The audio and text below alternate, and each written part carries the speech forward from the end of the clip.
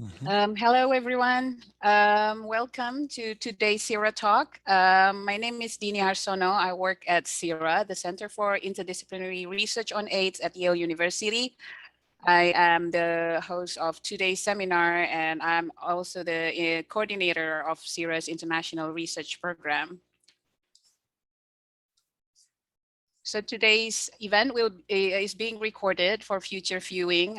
Presentation slides and the link to the recording will be available at CIRA website at cira.yale.edu.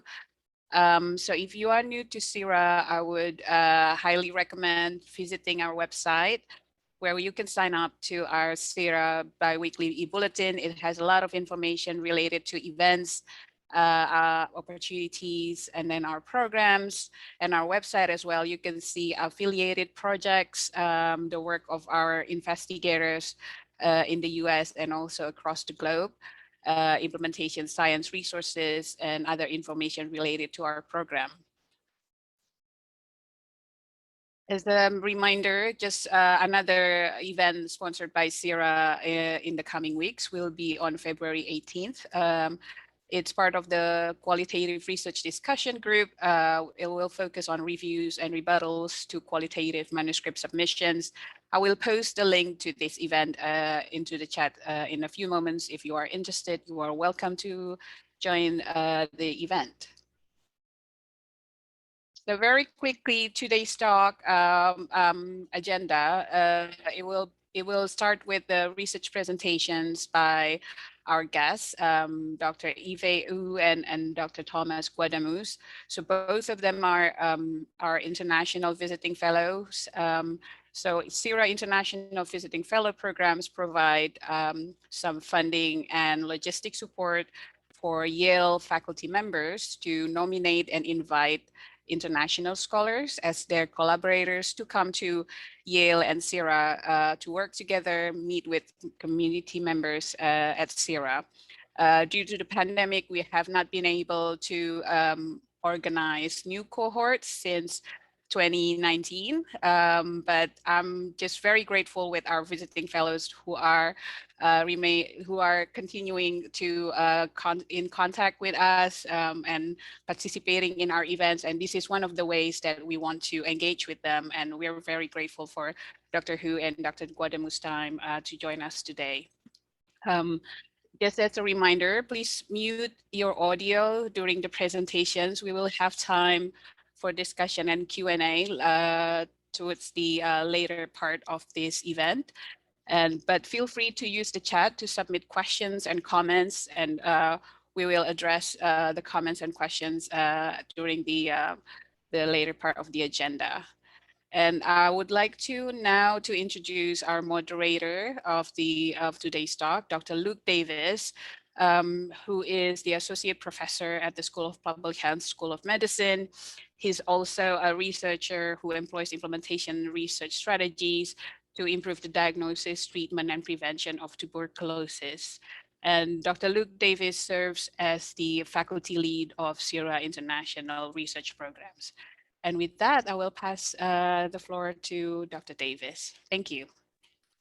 Thank you so much, Dini, and good morning to the audience. We're grateful to have you with us today for this exciting series of talks. And what I would like to do this morning is first introduce our first speaker, and then we'll hear her talk, and then we'll introduce our second speaker and hear his talk. And then we'll have time for a panel discussion. And I'd like to sort of introduce the panel first before I introduce the speakers. Dean Sten Vermund, I think, needs no introduction. He is here as an expert in HIV and a longstanding collaborator of Dr. Yifei Hu, and has a unique perspective on their collaboration and many of the issues that we'll discuss here today. I'd also like to welcome Professor Jeff Wickersham, who is a longstanding collaborator of Dr. Thomas Guadamuz, and we're also grateful to have his perspective.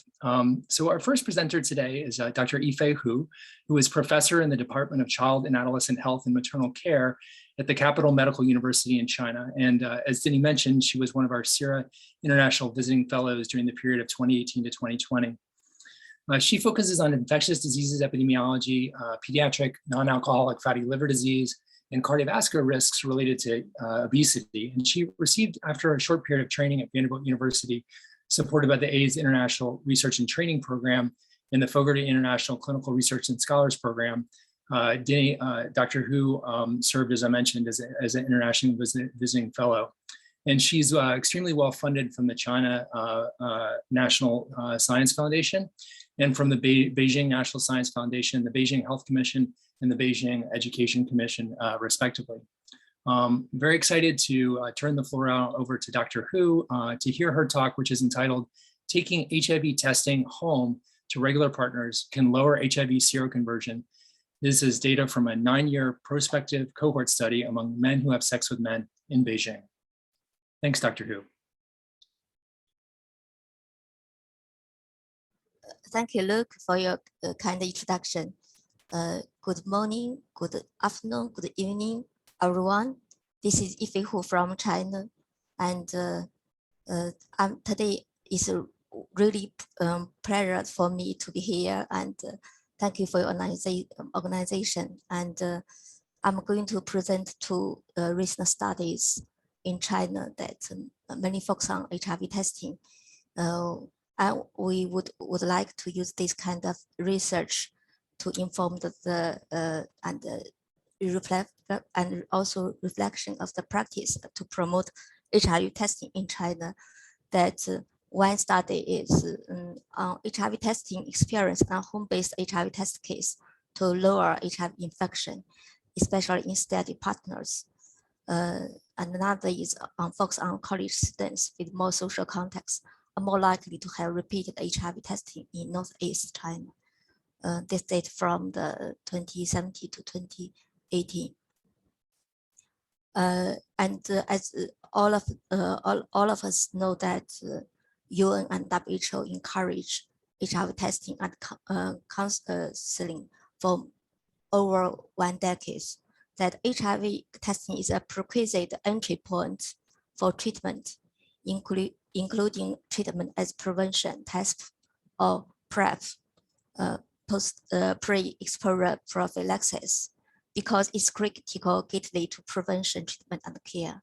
It can reduce and diagnose the infections and lead presentation, and helps us to overcome practical and social psychological barriers, and also promote testing in non-clinical and non-traditional settings. Formally, we call it as provider-initiated testing. And all of us know that UN and society and also WHO set and UNA set the 390 targets by 2020. Unfortunately, it doesn't met. It's a met target. Originally, we want to focus on make the 90% of the people living with HIV know their HIV status, and also among those, and make them 90% receiving treatment, and further make 90% of people on treatment to have viral load suppressed. And unfortunately, like the left graph showed that only 84%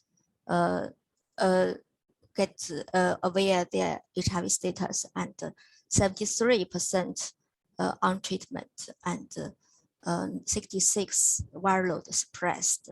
All of them share the one denominators that 38 million people living with HIV. And tonight's topic mainly focuses on the men who have sex with men, that according to UNA's report, that HIV prevalence rose from 6.3% in 2011 to 8% in to 2015. It's almost like a peak in 2015, and then fell to 6% of 2020 among MSM in China. HIV testing rate fluctuated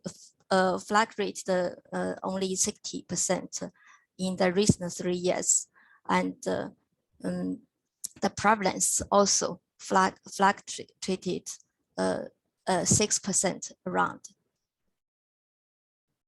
And this is a slide that's recently shared by Professor Ma Jun, and who is the leading person to take care of the STI surveillance and all the notifiable disease case reports in China, that we can see over the here list the STI cases from 2060 to 2020, that among the students that released 3 in infectious disease, 1 is HIV/AIDS, and syphilis and gonorrhea, and each year get some increase and compared to the previous year, and by the year 2020 there's slightly decrease, maybe due to the pandemic. Social distancing measures in China is very strict, as you can see that HIV/AIDS and gonorrhea both showed steady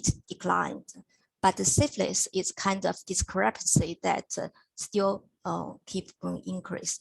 That might be due to the difficult and complicated incident syphilis surveillance reason. So we can see that maybe it's already slightly leveled down the prevalence. And take the case reporting among the students, take the year out 2018, that we can see from the primary school students to the college students, and from age 6 to 12, there's it's kind of in the reproductive age and sexually dynamic age, that annual cases is around 500 up to 600 something, and but the people under 16 is mainly from the transmitted from mothers, that vertical transmission, that quite occasion cases happened.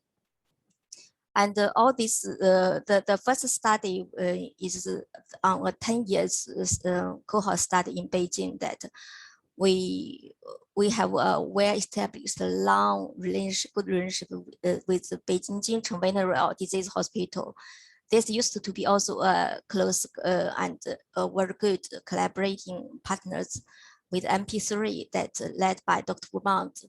And this is a kind of private hospital, but it's one of very eligible and qualified VCT sites. And the study conducted from the July 2011 to August 2021. We performed 27 surveys, and every 3 months we follow up them. The whole picture of this eligibility for the cohort study is that the person who are man and aged equal or about 18 years old, that's a kind of definition of the adult male. So all the research must be met this kind of age limits, and who reporting have sex homosexually, and we are willing to participate into consecutive 3-month follow-up visit, and they're willing to provide at least 2 contact methods, either cell phone number or via social networking applications contacts. And the QQ and WeChat is the most popular social networking applications in China. Is almost like is even have more users than Facebook in China, and willing to take the self-administrated questionnaire survey and rapid test for HIV and syphilis, able to provide written informed consent. In totally, we enrolled over these 10 years, we enrolled 2,355 MSM. Cumulative, we achieved over 10,000 person visit. And from this group of people, and we want to, we come up a secondary research that we want to find the home testing case for regular partners, whether or not they can lower HIV seroconversion. That in addition to this enrollment criteria, and who reporting had regular partners in the past 3 months at least once during baseline or any follow-up visit, and willing to provide a second written informed consent. and willing to take oral HIV test home to their regular or steady partners. And in this sub research that we enrolled 1,500 MSM cumulatively, or 4,000 person visits achieved. And at the baseline visit of this, the big cohort that 162 HIV positive cases was found, and they were referred to treatment and no further follow-up. And the left 2,193 HIV negative cases followed up for a total of over 3,000 years, and with 87 seroconvertings, cumulatively and 2.8 per 100 person years. And among them, 74.6 received HIV testing in the past 1 year.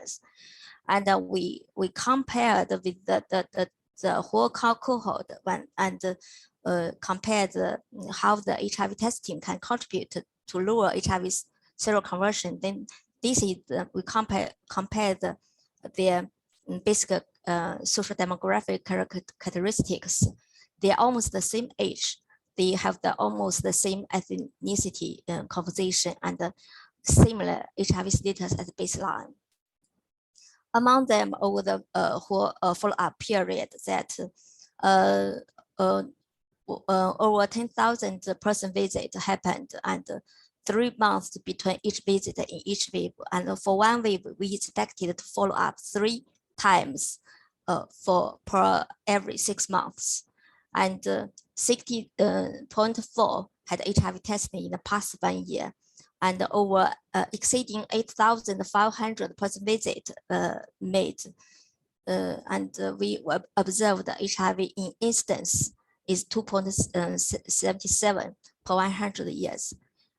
Despite each time we provide counseling for them.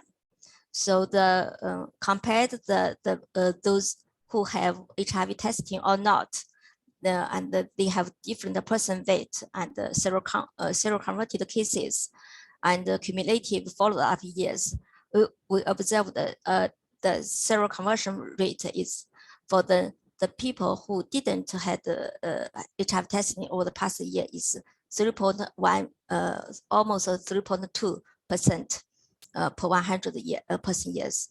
And for those who have HIV testing, have 2.88.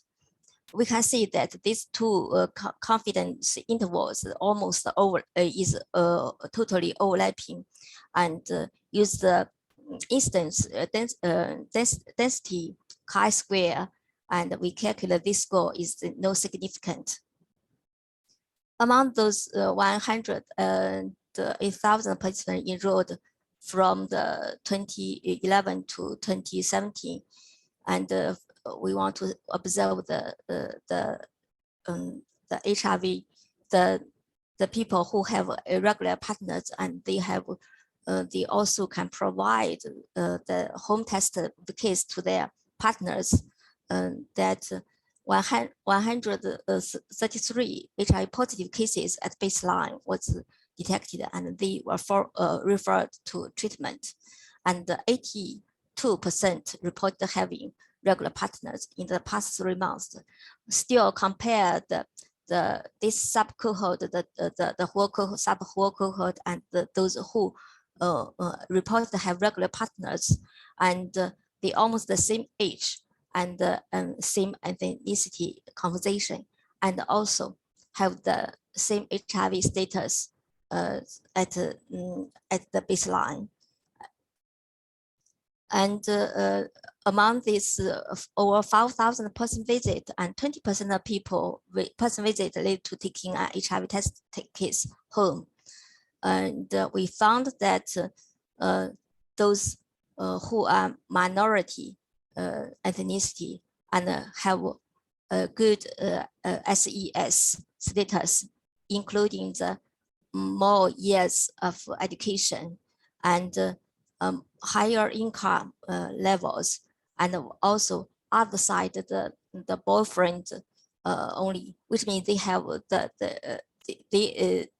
if they have the other than if they have more risk of sexual encounters like 419 stand, they are more likely ready to take home visit, and also they had anal sex with regular partners in the past 3 months. Also, they are more likely to take home testing case. While for those cases, the HIV positive cases, and also for the those married MSM, they are less likely to testing. They are less likely to take the home test case for their partners. For this, in total, we followed 1,400 HIV negative persons, and followed in total almost less than 2,000 years, and we observed 62 HIV seroconverted, and average each person was followed almost 1.3 year and follow up, and among them, we observed the HIV incidence rate is 4.4%. The annualized incidence is 3.3 per 100 person years, and those have less likely to take home testers was significantly high seroconverted than the people who are willing to test more home test case to their partners. From this forest plot, that we can see that the people who are ready to taking HIV testing home and were less likely to be seroconverted. And the second study is when I first visited Yale in the year 2018, that I report the study design. And in total, we followed 752 student participants, and their 390 social contacts were enrolled. And we collaborated with the EU. This is developed by Northeast China's Kongtong Community Organization. It's applications based on cell sorting. Take an example that for you to understand it better. If Charlie and John, who are both who are encountered and who want to get to know each other's cell status, that Charlie can send a text message to the platform, the EU platform, and then the EU platform will automatically to bounce back to John's mobile phone that a short text message and notify Charlie that John is inquire his status, HIV status. With the permission of Charlie, John will get his zero status. And if yes, then they will get. If no, and no response. And then during the installation of this EU app, and we ask them as just like other applications, that if they allow us to access to your address book, and if you allow us to access your GPS locations, and then this is convenient for our further validation and also the social networking mapping.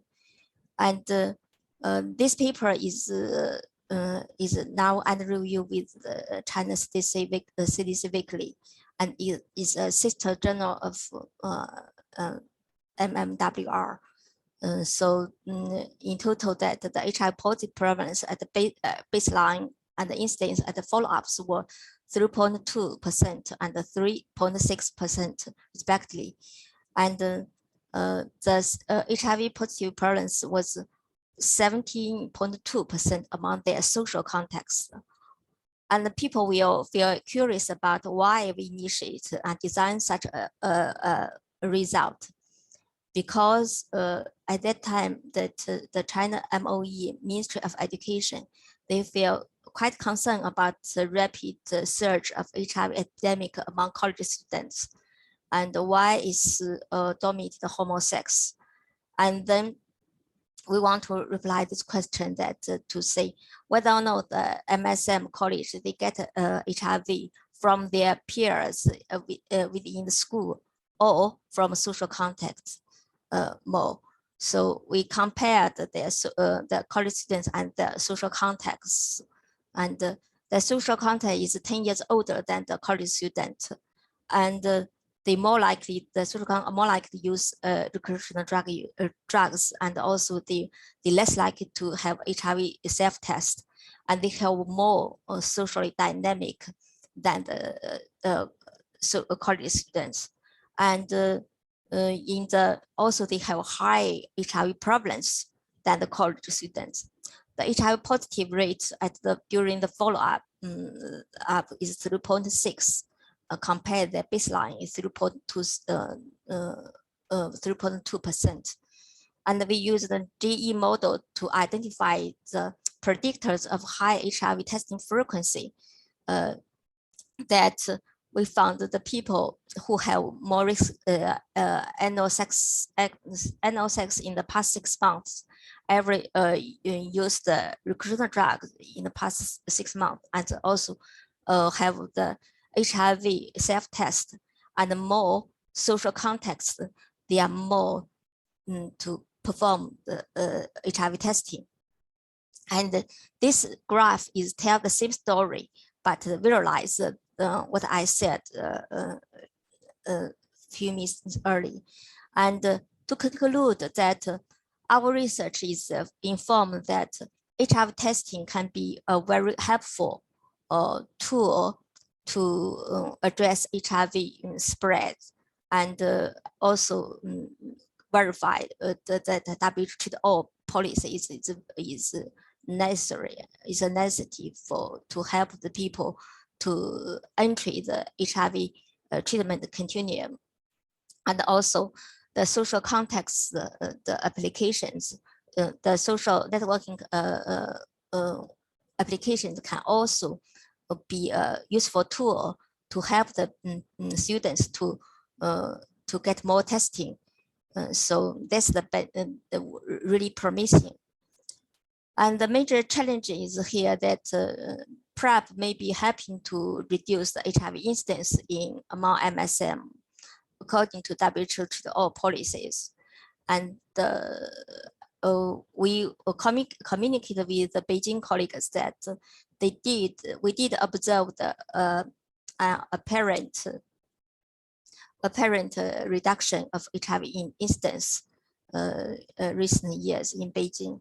And thanks a lot to the help from the United States, our colleagues, including Dr. Vermund, on that endeavors. And another challenge is the HIV funds are shrinking in many global control programs. As you know, that the global funds already diminishing to outside of China on HIV. That and the competing resource, the funding source that like COVID-19 also make the HIV fund diminishing, and and moreover, the COVID-19 pandemic also presented the challenge to the HIV continuum care and prevention programs. The lessons learned that in China, that why we stopped the HIV testing case study by 2017, that we also have the recent 3 years data, but after 2017, that is not our research interest, because HIV test case, either a home or clinic based, is highly accessible and available, and it's not necessary to encourage the CBOs to promote this testing, this test case for free distribution, and is highly accessible and available. And as WHO also concerned that the progress on HIV prevention has stalled in many venues. And we look forward to more innovative and encouraging measures and strategies to address HIV epidemic more. And as you know, recently the Netherlands, the new variant happened, and luckily we are that it's not highly transmissible, and also it can be addressed by the available drugs. And also we look forward to the more effective and behavioral science technology. And because as you can see, over the 10 years follow-up, we can only access under 3,000 persons and repeatedly. And so that's the reason can help us. So, for a good thing that is good for us to can follow up, can set up a cohort study, because the repeated follow-up, but unluckily, it's very unlikely that hidden populations remains hard to reach. And last but not least, I want to take this opportunity to thank all staff of our collaborative VCT sites, and also Professor Zhang Beichuan, and also my lovely teams. And special thanks to Professor Vermund, and also this research was supported by China NSFC grants, and also appreciate CIRA support for my 2018 visit and its help for Professor Vermund. And here, these three recent publications collaborated by Yale School of Public Health and CCMU. And there are another three under review now. And thank you for your attention. Back to you, Dini. Luke. So much for the really wonderful talk, Yifei. I think we'll take a few questions because we have a few minutes before we need to move on to Thomas's talk. And please, if you have questions, feel free to type them into the chat. We've got one from Sten, so maybe I'll just ask Sten to unmute himself and ask his questions, please. They're also there in the chat, Yifei, in case you wish to read them. Thank you for the presentation, Yifei. It was very, very clear and intriguing and important studies. I had two questions. One for home testing in trying to reduce transmission to steady partners. Do you think that the lower risk persons are doing the most home-based testing, or do you think higher risk persons are doing that? Thank you, Dr. Vermund, Professor Vermund, that yes, I think according to our research result that the high risk people are more ready to take HIV testing kits home for their partners and also for themselves. Yes, I thought you might have said that and I missed it. The second question, thank you. The second question for the student study, the somewhat socially isolated students, not in a bigger social network, seem to test less and maybe at higher risk. Were there other characteristics of these more socially isolated individuals that you noticed in your multivariable analysis? Dr. Wang, thank you for the question. That if I understand clearly that there's still others we didn't include it. The things that the main isolated peoples, they may be value their privacy more. That we not well understand that the real characteristics, as you can see that the social isolated peoples, they don't allow us to access their contact list, and also share their GPS locations, and that deferred us to appraisal their real situation. And so this kind of our risk, one of the limitations of our study. Thank you. Thank you. Thanks, Yifei. I have a question. So you talked a little bit about some of the challenges that COVID-19 has posed for HIV prevention programs. You highlighted sort of decreased availability of funding with a shift of some of those funds probably to other public health activities. But I'm also curious whether in China you're seeing any opportunities from the pandemic. I think we're seeing in some other countries that there is an increased interest, for example, in the use of telehealth, and your approach definitely employs that, as you highlighted, and also just increased interest in doing testing outside of routine clinical settings, more home testing. We're talking about COVID-19 here, but I'm wondering if any of that's spilling over to HIV testing in your experience in China. Thank you, Luke, for your question. That yes, in China, that it might promote, as I said, that test kits and it test is so highly available in China, widely available, and very easy for them to get access. They may have tests at home, but another thing that for the as I shared the college students, there's a quick decrease in the first year of the pandemic, 2020, that strict social distancing, kinds of protective factors for the sexually transmitted infections, because people get socially distancing. And another thing that you are right that the pandemic make government and the international societies pay more attention to public health domain, but unfortunately, most of the government they are always pay attention to the top priority, which means the control the COVID-19 pandemic is the most is on the top of the priority list. So they don't have that, they pour most of their resource to this areas rather than the HIV. It seems less that urgent.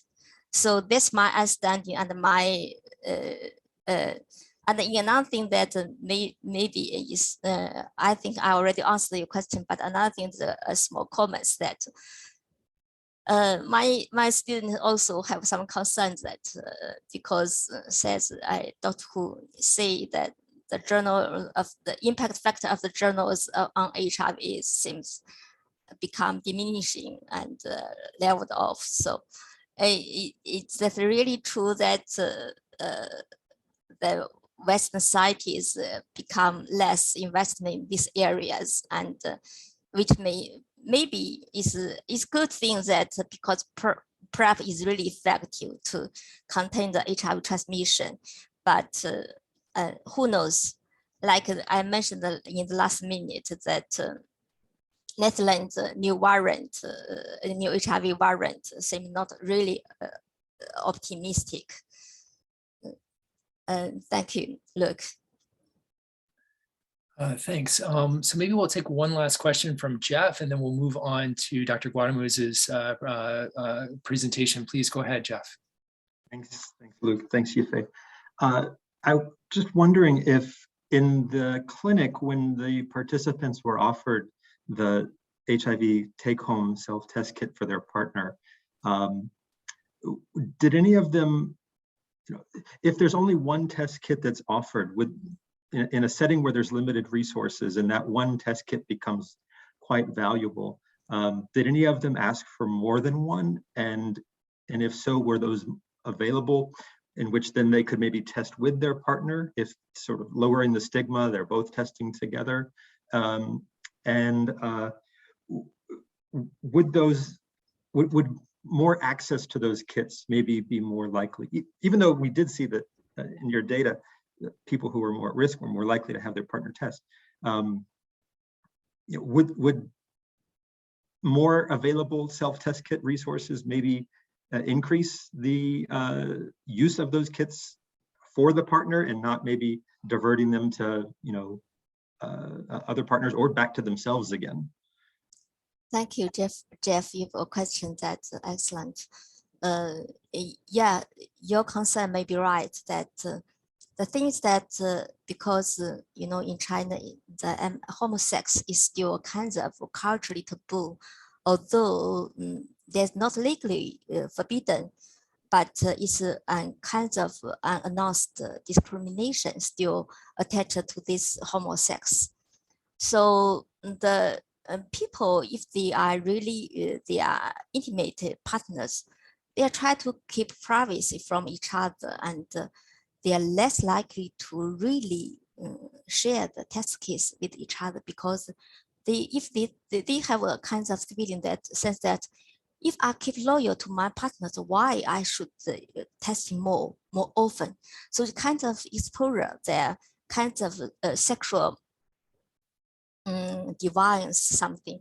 So yes, it's possible, but it's unlikely to happen because you know a lot of the MSM themed apps, they promote the free test kits, so it's highly accessible. And also if they buy that from shopping online, that is cheap and accessible.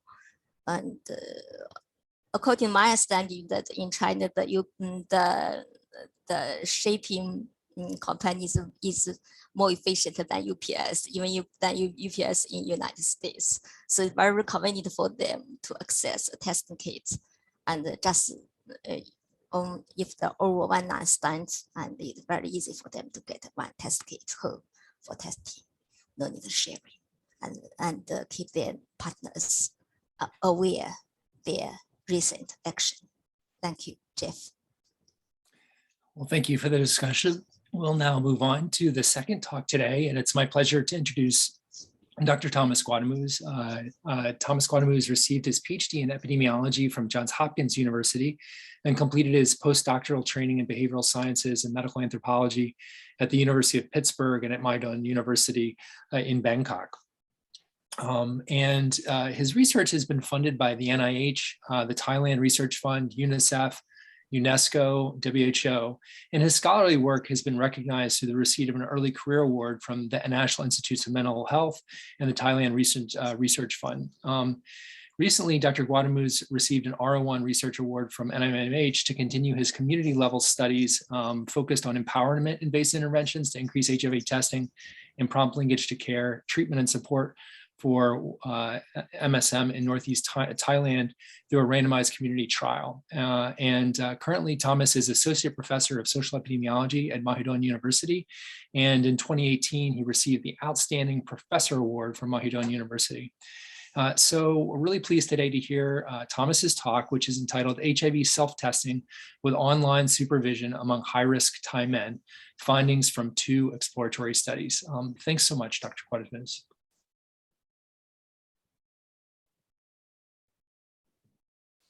Yes, thank you. Thank you. And thank you for that very kind introduction.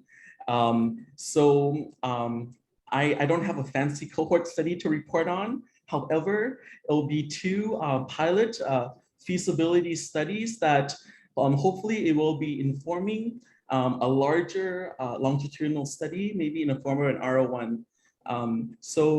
I would like to recognize my co-authors, Natrat Sama, Pimnara Pira Waranan, Kai Jonas, Sin Hao Lim, Jeffrey Wickersham. This study, we call it, if not for online testing, I would never get tested. This is actually a quotation from one of our participants. So it's a mixed method study. And, you know, as many may have already know that Bangkok is considered one of the epicenters in Southeast Asia in terms of HIV infection. It's a concentrated epidemic among MSM populations. And in Bangkok alone, HIV prevalence is as high as 30%. So that's 3 out of 10 guys who are MSM. And HIV incidence is as high as 12 per 100 person years. So very high. And just to give you some perspective, among Black MSM in the United States, it's 4 per 100 person year. So this is quite a volatile epidemic. And then some background, there's high levels of risk-taking behaviors. And also, a lot of young MSM actually do not know their HIV status, and many have never tested. So in a relatively recent online survey, when we published this in STDs in 2018, 73% of app-using MSM have never gotten tested, ever. And these are, the guys that are showing the highest incidence. So these are 18 to 24-year-olds. HIV stigma also exists among healthcare providers towards MSM and also towards people living with HIV, including people who want to get tested for HIV. And then lastly, there are barriers to HIV testing in Thailand, which I'll talk more about. So some reasons, and we published this other paper as well, qualitative, of never getting tested is not knowing where to get tested, the complicated process, being embarrassed, fear of positive results. And so guys think that they know that they're at risk, that very high risk. And then if they get tested, then they'll know they'll be positive. And so the reasoning is like not to get tested, therefore you're not positive. So that's sort of the reasoning to not get tested. And many of them don't want to know their status because they're afraid of being positive. And of course, in Thailand, if you're positive, this is actually very easy in terms of accessing HIV treatment. So first-line antiretroviral therapy is absolutely free for all Thai citizens. And it's basically 1 pill a day. So it's relatively easy, but a lot of guys don't actually get to that point. Some challenges for venue-based testing include wait time, too many people, unfriendly healthcare staff, sensitivity issues, maybe they don't want to see someone they know, or maybe a person that they have had sexual activities with. There are some serious concerns of confidentiality, of healthcare staff gossiping, of data being leaked to the outside meaning to like the entertainment, to partner-seeking venues, including online spaces. So concerns of confidentiality is a major issue, as well as risk of being stigmatized. Okay, so in our small pilot study, so this was like a small R21, it was to really examine the willingness of HIV self-testing with online supervision, as well as to sort of develop this self-testing with online supervision in Thailand. And so we did everything from designing the actual testing kit to the online component of the supervision, the pre-test and post-test counseling. The actual point of care here is a layer determined 4th generation. And then a DBS, dry blood spot, to confirm the tests. And you basically mail in the DBS part. Okay, so in this mixed method study, we did 8 focus group discussions, and then we did a survey of 1,394 apps using young MSM. The focus group discussions were done in Bangkok, both central downtown Bangkok as well as suburban Bangkok, 18 to 24 years old. And we reached out to very popular applications out there to seeking partners. So this included Blue Deed, included Hornet, and also through Facebook groups. So here are some of our advertisements. And here is an actually print screen of an app. So this is on the left-hand side is a Blue Deed app. And we actually have a banner at the top. Mahidol University is inviting you to be in our study. And there is a lottery you can get up to 10,000 baht, which is roughly $300. So it's a lottery system. So instead of giving them an iPad, we chose to give them cash. And that's what they kind of wanted. Through our other ethics study, it showed that. So what I blurred below here is basically pictures of guys and how far or how close they are to each other. Okay, on the right-hand side is a print screen of sort of like a blast shout out on Hornet. So both of these really popular apps, they worked with us for free, and they did this. And within just 2 weekends, we were able to have 8,000 people click our survey. And then, of course, some were disqualified, and some didn't complete the entire survey. So we had at the end, after only 2 weekends, 1,394 completed online surveys. About 70% came from the apps, and about 30% came from Facebook groups. So in Thailand, Facebook is really, really popular. Okay, and now here are some photos of the test kit itself, the online supervision. And what I'm going to present here is going to be correlates of a willingness to test, to engage in self-testing with online supervision. So 87% of our participants were willing to engage in self-testing with online supervision. We're really surprised about this. And then if you want to read more about this, this was published in STDs last year, and there's certainly more details there. I'm just going to highlight some very interesting correlates. They tended to be people who had never got tested before in their lives. They self-perceive themselves as medium and high risk. They tend to have more partners. They also tended to, within the last 3 months, to be sexually active, either anal or vaginal sex.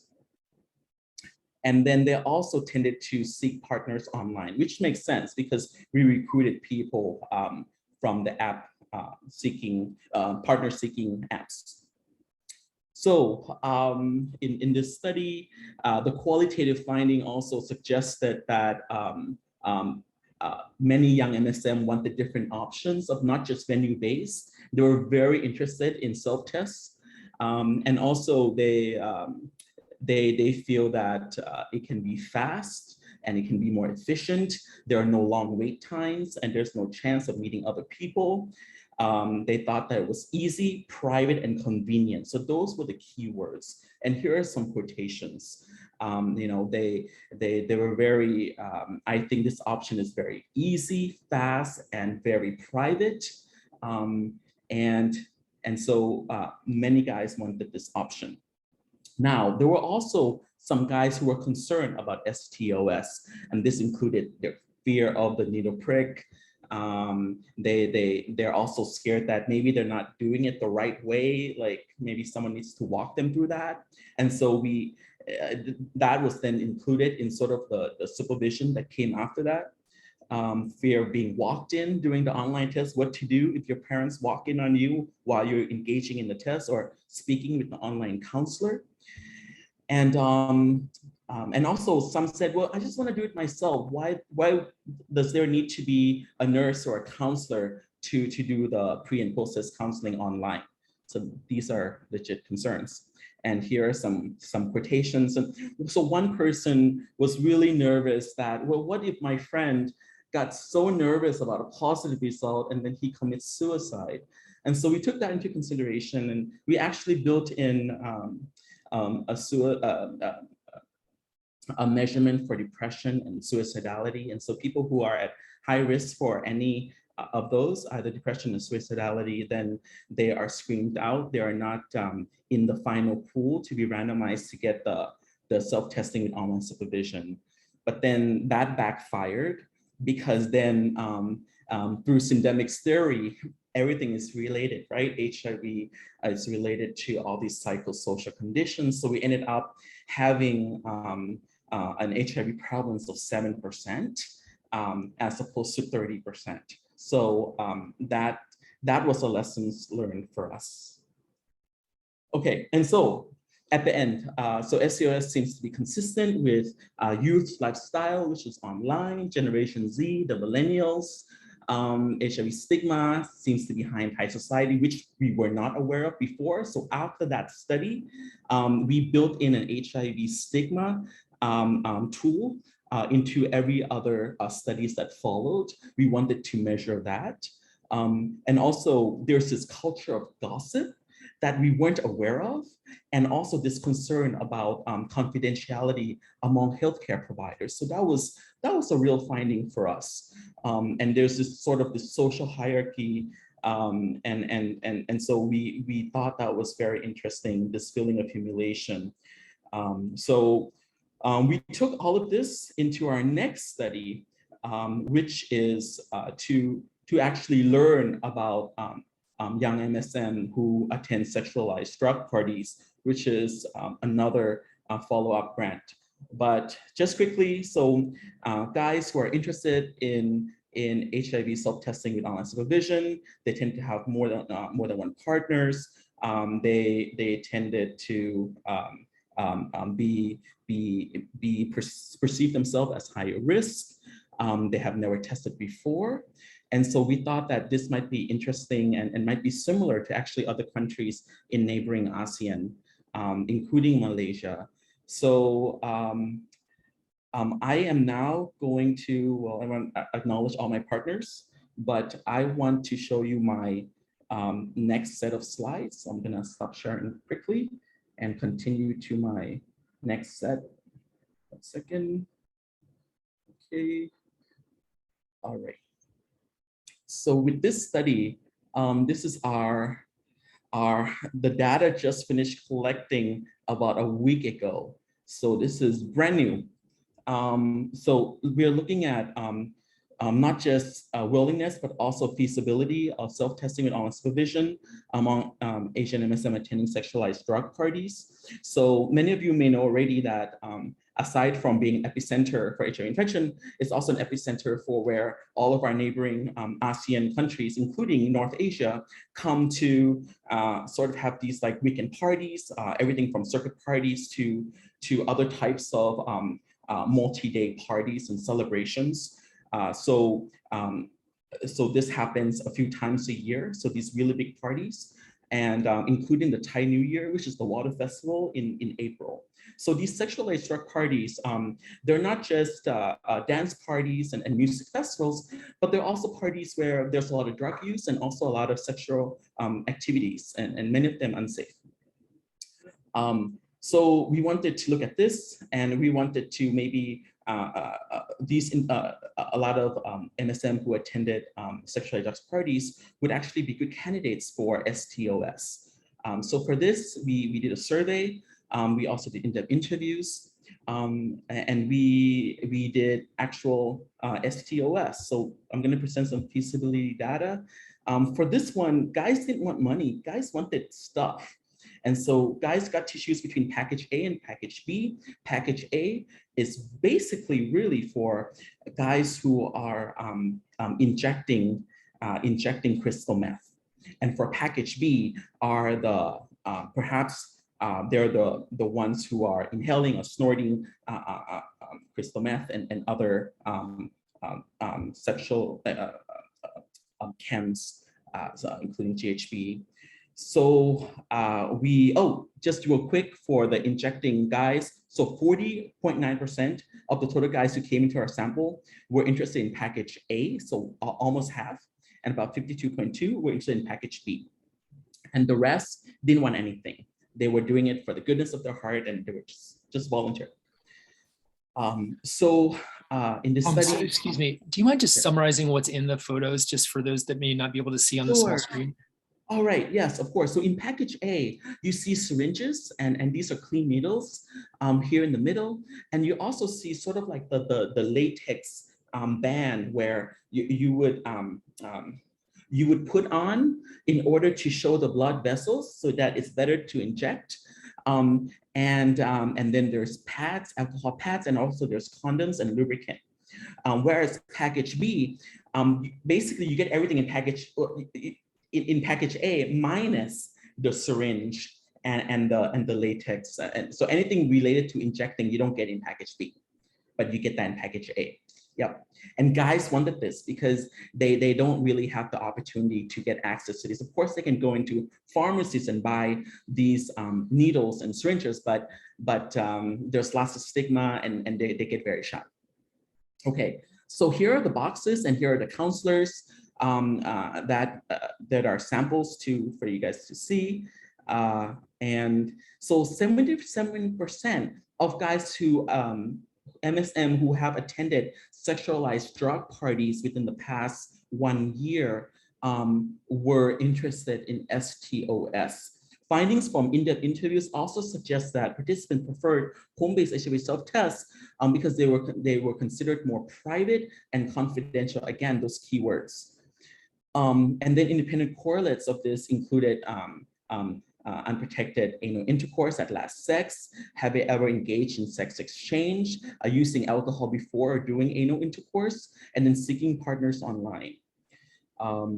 And then participants were also interested in taking PrEP. So we're definitely thinking about that for the future. 85.6% used meth, ice, or GHB before or during last anal intercourse. 44% had injected meth in the past 6 months. And then about 24.7% reported HIV positive. So in this study, if you look at here, so 508 MSM attending sexualized drug parties were recruited. And then of course we have to screen out guys who reported being HIV positive, around 20%. And then also guys who were not interested, about 25.4%. Then we had a sample of 303. And then we could not contact 14. So then we had a final sample of 289. And then at the last moment, 10 chose to cancel, and then 12 more could not be contacted. So in this green box, a total of 267 MSM who attended sexualized drug parties in the past year successfully went through STOS at baseline.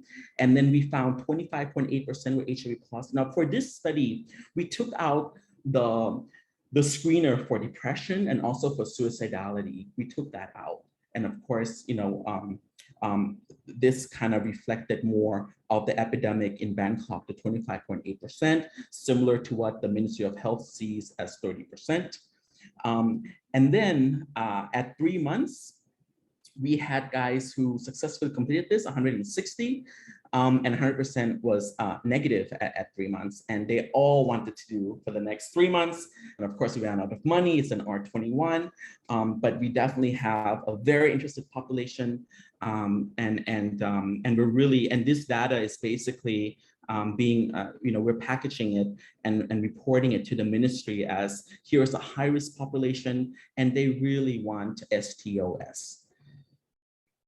Okay, so I think this is at the end of the presentation. We found STOS to be acceptable. It's also feasible among high-risk MSM attending sexualized drug parties. This may be a viable and cost-efficient option for high-risk MSM.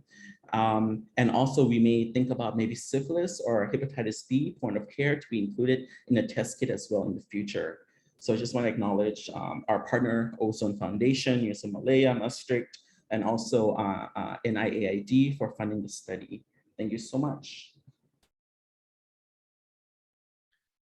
Thanks so much, Thomas. Really fascinating data from 2 studies. And we'll open it up now for a few minutes of questions, and then we'll transition to our panel. And there's one question here in the chat already from Kathan Chantre, which is, Dr. Guadamuz, did MSM in your study who preferred HIV self-testing still identify a need for counseling and support post-testing? How do you integrate that into your self-testing? Yes, that's a really good question. So as part of the self-testing, there is pre-test and post-test counseling. So the pre-test counseling happens first, and then after the participant agrees to, after hearing all the risks and benefits and aware that if they're positive, they will be linked to HIV care treatment and support. And when they say yes, then they go through this 15-minute or less HIV testing component where they look at the results together, the counselor and the participant. And then after that, they go through post-test counseling. So yeah, we were really surprised that when we did exit interviews, so we randomly interviewed guys who went through STOS, and we find that they really appreciate the pre-test, particularly the post-test counseling, both in the negative arm and also in the positive arm. They really appreciate having someone to listen to them and also to answer the questions they may have. And a lot of those questions, they're myths that no one they didn't really have someone to talk to with before. Thanks, Thomas. And I see there's a question from Jeff. Go ahead and unmute yourself, Jeff. Thanks, Luke, and thanks, Thomas, for a great talk. I wonder if you could share with us the decision process for selecting the Allaire Determine for self-testing over, say, the Aura Quick Rapid Oral Test. And also in the second study, was there any inclusion criteria for, or exclusion criteria for men who came to the circuit parties from outside of Thailand or who were not Thai citizens? Could they be included in the study? And were there any evidence of transmission occurring at the party itself? And could the self-testing be used as a way of exploring that? So, thanks. Excellent questions. Let me do the second one first. It's very exciting. So Jeff, this grant was written for circuit parties where, I argue in the grant that we have a hot spot where like all these guys are coming into a really high risk environment. And I'm talking about, this concept of high risk environment and all these countries. What a cost effective way for NIH to really understand this from Bangkok, and bam, COVID happened. So that went out the window. So I had to sort of redid the entire study. And so with COVID, we noticed that all these private parties were happening. And so the qualitative data you saw and the willingness data that came from before COVID, and then the self-testing tree that you saw that people came in, 25.7%, all that came during COVID, and we just finished the project. So that was more of a Thai population. So I originally wanted all the guys coming from ASEAN and coming from North Asia. We wanted everyone in it. And we wanted to actually follow up 3 months. Actually, we wanted to follow up 1 month after being at the circuit party. Wanted to do self-testing before the circuit party. And then we wanted to do it after the circuit party. And we want to actually to calculate incidence and to maybe even speculate that maybe some of the infections actually happened during the circuit party times. I really appreciated the grant and the ideas, and we were really excited, but then we at the end couldn't do it. So yes, Jeff, that was our dream. So we didn't do it. So we became a Thai population at the end with the STOS, but then we learned a lot. And we were able to reach out into MSM who inject crystal meth, which we haven't before, and no one has before in Thailand. So we're getting ready to publish that, and I think that's really interesting finding. We have another presentation looking at correlates of injecting ice. So for the first question, Allaire Determine. So in Thai culture, I'm not sure if it's similar in China, but in Thailand, guys tend to think that blood is better than saliva. They think that if it's saliva based, it may not be accurate and it's not believable. But if it's blood, it's blood. It's believable. They're all for that. Even though it might hurt more, they're okay with it because they think that it's more believable. Thanks so much. And I see Yifei has a question. Yifei, please unmute yourself and go ahead. Thank you, Thomas, for your wonderful presentation. That I have a question that maybe I skipped the information that what kind of what confusion generally from the different channels of the online you mentioned several websites and apps, Blue D and the others. And do you have a rough assumption or a kind of statistics? Well, that's a really good question. So for the first part that I presented, it was just a general app using Young MSM. So for that, we were really successful in terms of using our partners from the private sector who are, they have all these apps that are very successful in Thailand and guys love using them. But for the sexualized drug parties, it was a little harder to go the app route. And so instead, we went through, and I didn't go into this, so thank you for asking. It was more the private line chat, the private Facebook groups, and all these other private local sort of apps and websites, like even private Twitter accounts. So we partnered with Ozone Foundation because they had people from Ozone who were actually in all of these groups, just doing outreach and providing education and other prevention activities like condoms and clean syringes. So we partnered with them, and we're able to access the young MSM who attend sexualized parties through them, or else it was really tough. We tried doing it by ourselves, and it was really hard for like 3 to 6 months. And then we turned to Ozone, and it just changed everything, because they have been investing in this population for many years. So that was a really successful community academic partnership. Thomas, I may be misunderstood that. I mean that how much percentage from each popular website, like the MSM themed, like how much percentage from the Facebook, how much from the, yeah. Okay. Oh yeah, from thank others, you. yeah. Yep. So for the apps, we had about 70% came from the apps for the first study, and about 30% came from Facebook groups. And then for the second study, it was mostly from line groups and private Twitter and Facebook accounts. So there's all these like accounts where, guys are engaging in ICE parties, GHD parties, and so we recruited guys that way. So I'd love to kind of transition now a little bit into our more open discussion and kind of highlight some of the themes across.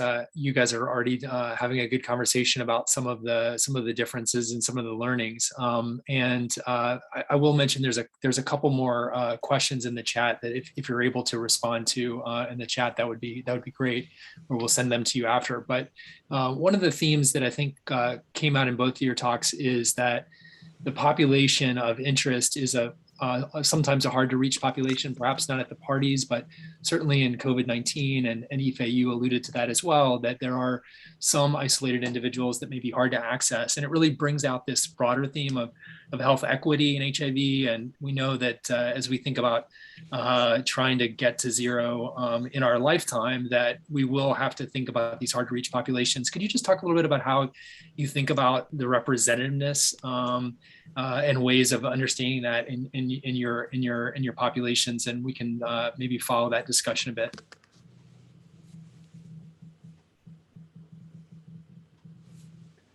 I mean, specifically, I guess, are these populations that you're reaching in the online apps, are they representative of the general population that you're trying to reach in terms of risk factors? Are they higher risk? Are they lower risk? Do you have a sense of that? Look, your question for me? I think it'd be great to hear from both you and Thomas. Okay. And thank you. Maybe let me start. First. Thank you for the question. That I understand that yes, really good question. As you know, the hidden populations is really difficult to. This we call why it's hard to reach. That the risk. Maybe we have assumption that in China, the kinds of the people, even our colleagues said that, comments that the people who nearly get infected, HIV positive, they basically have kinds of sixth sense like that. Yes, this the very recent high risk behavior may be incurred and HIV incident cases. That means that more likely people when they had high risk, they are more likely to emerge and to reach out for testing. So I think that is almost the thing. that almost we can also say that some people they maybe would really be disease phobia, and they have this kind of always yes, and trust each sexual encounters. They maybe test more. This happens, but I think the most people, the high risk is take a higher percentage of the whole populations that we accessed. I think it's kind of because over quite a long time, it's almost kind of each year, each round, each wave of the service, the percentage is almost stable.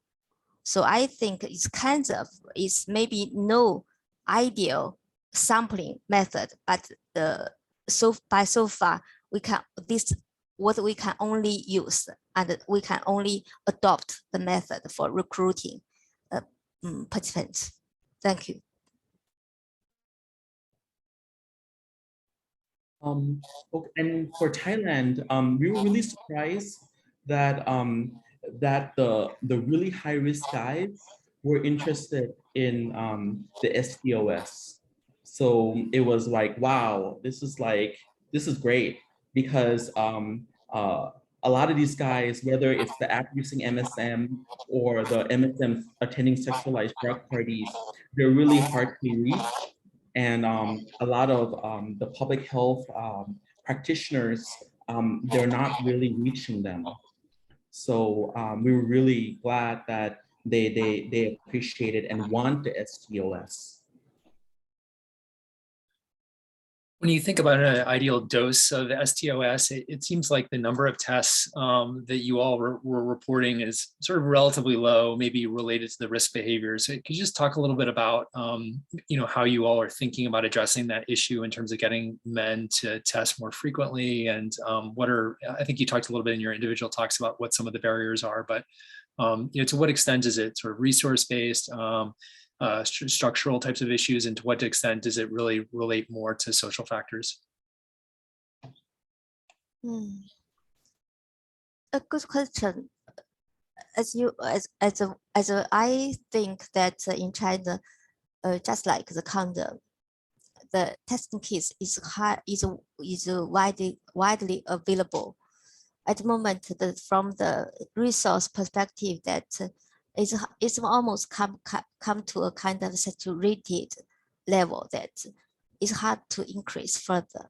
Maybe we need to think about the reason that I want to say that maybe the more efforts, endeavors rely to the Dr. Thomas Guadamuz and Jeffries on social networking something, and some innovative technologies to promote the service using, and also maybe make them, it's kind of maybe the subcultures building that make them more confident to get the access. No need to hide from other people's side something, to just stand up to get their access, just like condom shopping everywhere in every supermarket.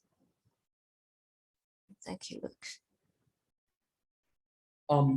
And for us in Thailand, when we did the qualitative study, we were able to find out that stigma was a major issue, and we didn't think it was that much of an issue, especially with young people, but apparently it is. And in Thai society, people don't talk about HIV, and when you interview people who are living with HIV, they don't talk about their friends who are also HIV positive, and some partners, they're both living with HIV, and then they keep it a secret between each other. So we're really amazed at the at how stigma plays such a huge role even today. And so and like I said, we've been building in sort of like a stigma component now into all of our surveys, and I just recently wrote a proposal and just cross my fingers, see what happens, to actually do something with stigma among crystal meth using MSM. And I think if we can do sort of like a stigma intervention. And of course, stigma is multi-level, and there's intersecting stigma between stigma of being MSM, stigma of HIV positive, stigma of using meth, as well as perceived, inactive, and all these types of stigma and internalized stigma. So we're planning to deal with that, I think, going forward, because I think we need to deal with stigma if we're going to be addressing issues within the HIV care continuum successfully. Great point. Jeff? My question, although it's mainly for Yifei, I would be curious to hear Thomas's thoughts as well. In the United States, we do have some cohort data on young Black MSM who, when they enter a committed relationship with a partner, when they're HIV negative, when they're uninfected, that when they enter this relationship, in particular with another young Black MSM, that's often when traditional barrier methods of HIV prevention, like condoms, are abandoned because there's an increase in trust.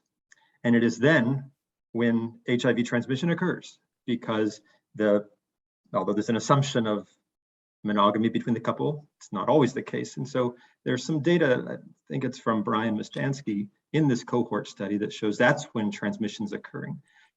It's when they enter the partnered relationship. In your work, is there any evidence of that same happening in your cohort studies with partners when they're taking that HIV self-test kit home? That risk is actually increasing when they're in the relationship. And if so, how might your take-home self-test kit approach possibly address that? Thank you, Jeff, for the yes. Your question is really provoking my thoughts. That yes, good thing. Is a really good question that you are inside of this kind of cohort study. As you said that the people, when they hunt the young people especially in campus, they think they are find kind of intimate sexual partners who are kind of virgin and are also well educated and very decent partners. And that's the reason they want to hunt more sexual partners in the campus. Also bring the risk to the young people, especially that the things that you are right, that people, when they bring the couples, that sometimes, especially for the young people, it's hard for them to say no and refuse, especially when the economically disadvantaged that compare their social context, the social counterpart, that maybe the kinds of money and other economic resource is less to compare their social counterparts. So it's kind of hard for them to say no and to break this kind of so-called the myth, the loyalty between them. So yes, it's even sometimes they bring the kids home, but it's kind of barrier for them to really to open up this kind of suggest, Jeff. An undercurrent of what Yifei and Thomas have been sharing with us today is the importance of stigma and community attitudes, because the recurring theme is fear of testing because of what people will think of you, and disapproval from family or employers or friends or whomever, it remains 40 years into the pandemic of HIV, one of our fundamentals that we continue to struggle with. And when one looks at where testing with its fork in the road towards prevention with PrEP, behavior change, counseling, etc., versus antiretroviral based care, and hopefully treatment for prevention as well. You know, you see the nations which have overcome stigma to some extent. I don't mean any nation has overcome stigma, but substantial progress, let's say. Even within a nation, there are parts of the UK, parts of the US, parts of Scandinavia where stigma is much less. Testing seems to be much more, and it's easier to access people. Whereas other parts of those same countries or other countries, it's just a continuous struggle. So I was interested in hearing about Thailand, which stereotypically I think is one of the more accepting cultures and tolerant cultures. But Thomas, you highlighted that fear of consequences was a major obstacle for your youth in testing. And then Yifei, if you could make a similar comment about China, where attitudes have changed a lot in the last 15 years, but still stigma looms large. Okay, thank you for that really really good comment. And yeah. I just noticed we're out of time, so maybe you can briefly respond. Okay, so Peter Jackson about 20 years ago wrote a really good paper. Thailand as a gay paradise. You know, Thailand isn't a gay paradise. It's a gay paradise for expats, a gay paradise for foreigners who are visiting for a couple of weeks. And the same can be said today when I'm interviewing youth. So I work with young people, and it's a don't ask, don't tell policy, meaning they don't tell the parents, they don't come out, and the parents don't ask them. And so on Sunday dinners, they don't bring their boyfriends home. And so there's this, in terms of disclosure culture of not disclosing you're HIV positive, not disclosing you're gay, and of course not disclosing you're using drugs, particularly crystal meth. And so I think it's definitely still an issue for young people today. And I think that we need to tackle these issues if we want to improve the care continuum, which is totally leaky right now. So someone needs to fix the faucet. Yeah, Yifei, do you want to have the last word? Yeah, just last word that where there's human being, there's a stigma. It always exists. Thank you. Well, I just want to thank so much everybody for attending today. Thank you to the National Institutes for Mental Health for supporting these sessions, the CIRA International Visiting Fellows program. I think that you can see the amazing things that both Yifei and Thomas are doing in their work, and I hope that you will reach out to them to learn more and look for more opportunities to collaborate in these exciting areas. We hope to see you again at future events.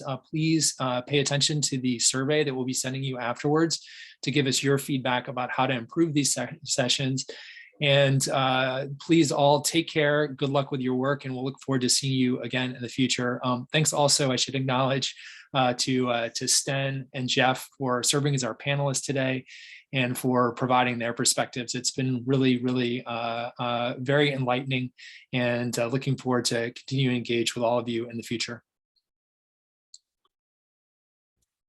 Thank you, everyone, very much. And I just wanted to say that I think I made some mistake in the agenda of the program. I put in 8:30 to 10, but then in the breakdown of the panel agenda, it runs until 10:30. So I apologize. We're supposed to close at 10 a.m.